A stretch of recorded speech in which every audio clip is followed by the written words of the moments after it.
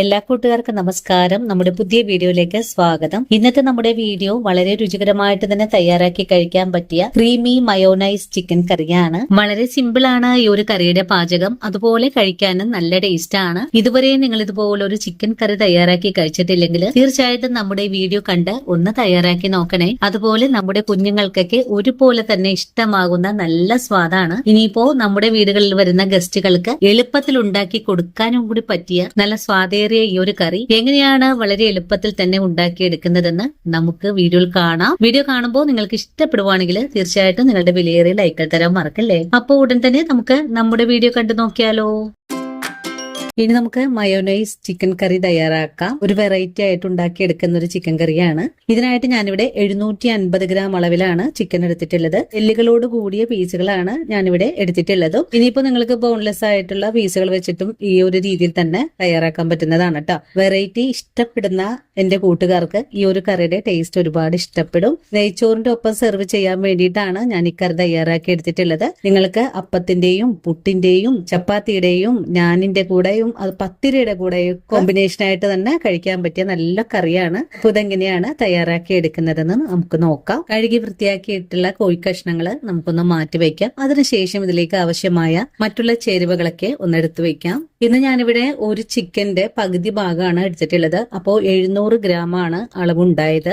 ആ ഒരു 700 ഗ്രാം ചിക്കന് വേണ്ടിയിട്ടുള്ള ഗ്രേവിക്കായുള്ള കാര്യങ്ങളാണ് നമ്മളിവിടെ എടുത്തു വെച്ചിട്ടുള്ളത്. നിങ്ങളിപ്പോ 1 കിലോ ഒക്കെ എടുക്കുകയാണെങ്കിൽ ഒരു 3 സവാള എടുക്കണം. ഞാനിവിടെ ഒരു വലിയ സവാളയും ഒരു ചെറിയ സവാളയുമാണ് ഇവിടെ എടുത്തിട്ടുള്ളത്. അതുപോലെ ഒരു 6 പച്ചമുളക് എടുത്തിട്ടുണ്ട്. ഒരു ബോള് വെളുത്തുള്ളി, ഒരു ചെറിയ കഷ്ണം ഇഞ്ചി. സവാള നമുക്കൊന്ന് പൊടിയായി കട്ട് ചെയ്തെടുക്കണം. അതുപോലെ ഇഞ്ചി, പച്ചമുളക്, വെളുത്തുള്ളി ഒന്ന് പേസ്റ്റ് ആക്കി എടുക്കണം. അപ്പൊ നിങ്ങൾ കൂടുതൽ ക്വാണ്ടിറ്റി ചെയ്യുമ്പോൾ ഇതിന്റെ ആ ഒരു കറക്റ്റ് ആയിട്ടുള്ള അളവുകൾ കൂട്ടി വേണം എടുക്കാനായിട്ടും. ഇന്നത്തെ കറി നമ്മൾ തയ്യാറാക്കുന്നത് ഇതുപോലൊരു നോൺ സ്റ്റിക് പാനിൽ വെച്ചിട്ടാണ്. പാൻ ഒന്ന് ചൂടായി വരട്ടെ. ഇപ്പോ പാൻ നന്നായിട്ട് ചൂടായി വന്നിട്ടുണ്ട്. നമുക്കിതിലേക്ക് സൺഫ്ലവർ ഓയിൽ ഒഴിച്ചിട്ടാണ് ഇന്നത്തെ നമ്മുടെ കറി തയ്യാറാക്കുന്നത്. ഓയിൽ ഒഴിച്ചു കൊടുക്കാം. ഈ ഒരു കറിയുടെ പ്രത്യേകത എന്താന്ന് വെച്ചാൽ നമ്മൾ ഇതിലേക്ക് പൊടി ഐറ്റംസ് ഒന്നും തന്നെ ചേർക്കുന്നില്ല. മസാലകൾ ഒഴിവാക്കിക്കൊണ്ടാണ് ഈ ഒരു കറി തയ്യാറാക്കുന്നത്. അതിനായിട്ട് നമുക്കിതിലേക്ക് വേണ്ടത് നമ്മൾ നേരത്തെ കാണിച്ച ഇഞ്ചി, വെളുത്തുള്ളി, പച്ചമുളക് പേസ്റ്റ് ആക്കിയതാണ് ചേർക്കുന്നത്.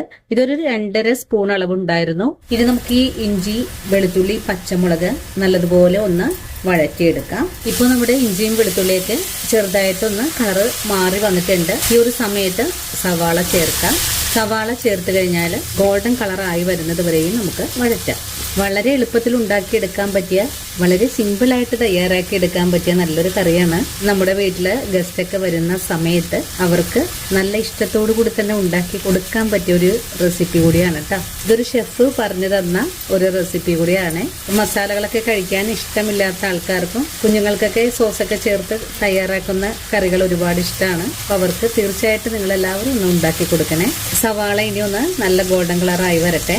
സവാളയുടെ കളറൊക്കെ ഇപ്പോൾ ചേഞ്ചായി വന്നിട്ടുണ്ട്. ഈ ഒരു പാകമായാൽ നമുക്ക് ഫ്ലെയിം ഒന്ന് കുറച്ച് വെച്ച് കൊടുക്കാം. ഫ്ലെയിം കുറച്ച് വെച്ച് കൊടുത്തതിന് ശേഷം 1/2 കിലോ ചിക്കൻ ആണെങ്കിൽ 2 സ്പൂൺ അളവില് ടൊമാറ്റോ സോസ് ചേർക്കണം. 700 ഗ്രാം അളവുള്ളത് കൊണ്ട് ഞാൻ 3 സ്പൂൺ അളവില് സോസാണ് ചേർക്കുന്നത്. 1 സ്പൂൺ അളവില് സോയാ സോസ് കൂടെ ചേർക്കുന്നുണ്ട്. 1/2 കിലോ ആണെങ്കിൽ 1/2 സ്പൂൺ അളവിൽ ചേർത്താൽ മതിയാകും. ഇനി ഇതെല്ലാം കൂട്ടി ചേർത്ത് നല്ലോണം ഒന്ന് ഇളക്കി കൊടുക്കാം. ഇനി ഫ്ലെയിം കൂട്ടി വെച്ച് കൊടുക്കാം. സോസിന്റെ ആ ഒരു പച്ച ചുവയൊക്കെ ഒന്ന് മാറി കിട്ടണം. അതുവരെയും നമുക്ക് ഒന്ന് വഴറ്റിയെടുക്കാം. നിങ്ങളുടെ കൈവശം ടൊമാറ്റോ സോസ് ഇല്ലെങ്കിൽ ഒരു തക്കാളി വേവിച്ച് അരച്ച് ചേർത്താൽ മതിയോ കേട്ടോ. 1/2 കിലോത്തിന് 1 തക്കാളി, 1 കിലോത്തിന് 2 തക്കാളി, ആ ഒരു കണക്കിനാണ്. സോസ് കൂടി ചേർത്ത് നല്ലോണം തന്നെ അതിന്റെ ആ ഒരു പച്ച മണമൊക്കെ ഒന്ന് മാറ്റിയെടുക്കാം. അങ്ങനെ നമ്മുടെ സോസുകളൊക്കെ ചേർത്ത് 2 മിനിറ്റ് നേരം ഞാൻ വഴറ്റിയിട്ടുണ്ട്. ഈ ഒരു സോസിലേക്ക് നമുക്ക് ചിക്കൻ പീസുകളാണ് ചേർക്കേണ്ടത്. ചിക്കൻ പീസുകൾ ചേർക്കാം. ഇനി ഇതെല്ലാം കൂട്ടിച്ചേർത്ത് നല്ലോണം ഒന്ന് ഇളക്കി വഴറ്റിയെടുക്കാം. ഈ ഒരു കറി നിങ്ങൾ തയ്യാറാക്കുന്ന സമയത്ത് നിങ്ങൾക്ക് അപ്പോഴത്തേക്ക് മാത്രമുള്ള കറി മാത്രം ഉണ്ടാക്കിയാൽ മതി. ഇത് കൂടുതൽ ഉണ്ടാക്കി ഫ്രിഡ്ജിലൊന്നും വെച്ച് സ്റ്റോർ ചെയ്യേണ്ട ആവശ്യമില്ല. കാരണം നമ്മളിതിലേക്ക് മയോനൈസ് ഒക്കെ ചേർക്കുന്നുണ്ട്. അപ്പോൾ മയോനൈസ് ചേർക്കുമ്പോൾ കൂടുതൽ സമയം ഇരിക്കുന്നത് ശരീരത്തിന് നന്നല്ല. അപ്പോൾ അതുകൊണ്ട് നിങ്ങൾക്ക് കഴിക്കാനുള്ള കറി മാത്രം ആ ഒരു സമയത്ത് തന്നെ ഉണ്ടാക്കിയെടുക്കാം കേട്ടോ. ഇതിലേക്ക് ആദ്യമേ കറിവേപ്പില ചേർക്കുന്നുണ്ട്. കുരുമുളക് പൊടി ചേർക്കാം.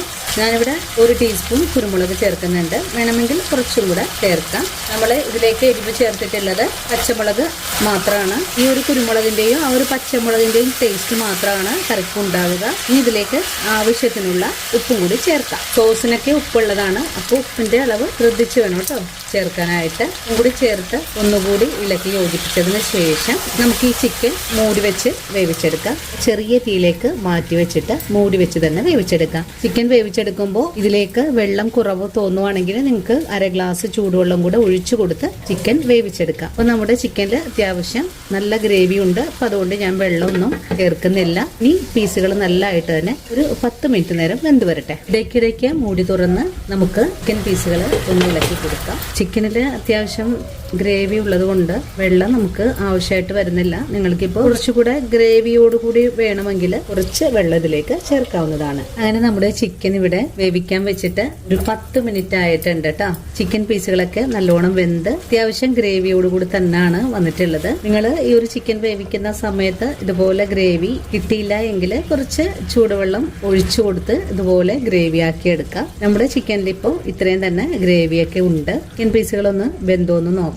ചിക്കൻ പീസുകൾ വെന്തിട്ടുണ്ട്. ഇനി നമുക്ക് ഒരുപാട് നേരമൊന്നും ചിക്കൻ വേവിച്ചെടുക്കേണ്ട ആവശ്യം വരുന്നില്ല. ഈ ഉടൻ തന്നെ ഫ്ലെയിം ഓഫ് ചെയ്ത് കൊടുക്കാവുന്നതാണ്. അതിനുശേഷം ഈ ഒരു കറിയുടെ ചൂടൊന്ന് ആറി കിട്ടണം. അതുവരെയും നമുക്കൊന്ന് വെയിറ്റ് ചെയ്യാം. ആ ഒരു സമയത്ത് നമുക്കിതിലേക്ക് ആവശ്യമായ മയോനൈസ് ഉണ്ടാക്കിയെടുക്കുന്നത് എങ്ങനെയാണെന്ന് നോക്കാം. ഇനി നമുക്ക് മയോനൈസ് ഉണ്ടാക്കിയെടുക്കാം. ഇതിനായിട്ട് നല്ല ഉണങ്ങിയിട്ടുള്ള ഒരു മിക്സിയുടെ ജാറിലേക്ക് 2 മുട്ട ഞാനിവിടെ പൊട്ടിച്ച് ഒഴിച്ചിട്ടുണ്ട്. നിങ്ങൾ എടുക്കുന്ന മുട്ട വലിപ്പം ഉള്ളതാണെങ്കിൽ 1 മതിയാകും. ഞാനിവിടെ വളരെ ചെറിയ മുട്ടയായതുകൊണ്ടാണ് 2 എടുത്തിട്ടുള്ളത്. ഇനി ഇതിലേക്ക് ഒരു 3-4 വെളുത്തുള്ളി അല്ലി ചേർക്കാം. 1/2 കിലോ ആണെങ്കിൽ 2 അല്ലി ചേർത്താലും മതിയാകും. ഞാനിവിടെ ഒരു 3-4 അല്ലി എടുത്തിട്ടുണ്ട്. ഇനി മുട്ടയിലേക്ക് ഒരു ചെറുനാരങ്ങ നീര് പിഴിഞ്ഞ് ചേർക്കാം. ഇനിയിപ്പോ നിങ്ങൾക്ക് നാരങ്ങ നീരില്ലെങ്കിൽ 1 സ്പൂൺ അളവില് വിനാഗിരിയും ചേർക്കാവുന്നതാണ്. ഇനി ഇതിലേക്ക് 1/2 കപ്പ് സൺഫ്ലവർ ഓയിൽ ഒഴിച്ചു കൊടുക്കാം.